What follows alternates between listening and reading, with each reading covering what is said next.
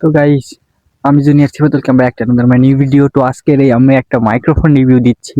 তো এই মাইক্রোফোনটি K8 wireless microphone. তো এটা বাজারের সবচেয়ে সেরা এবং কম বাজেটের ভিতরে একটা মাইক্রোফোন।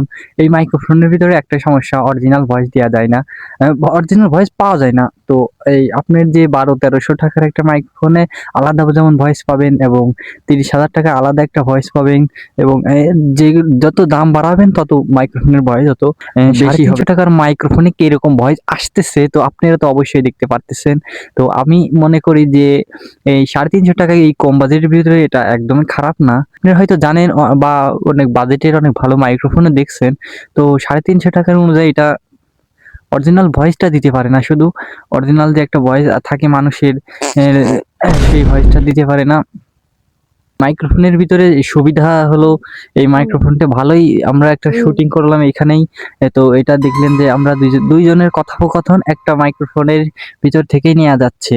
তো এখানে দেখলেন আপনারা দুইজনের কথাই স্পষ্ট হয়তো আসে নাই, এই কি এরকম আসছে, তো আপনারাই তো দেখছেন, বুঝতে পারতেছেন। তো আপনি এখন ধরো ডাবল শুট করতেছেন যেখানে, হ্যাঁ,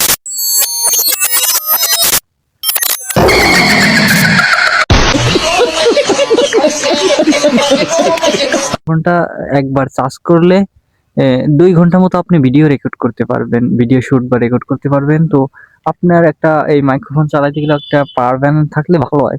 মোবাইলের পাওয়ার ব্যাংকের সাথে আপনি চার্জ করে নিলেন। তো এই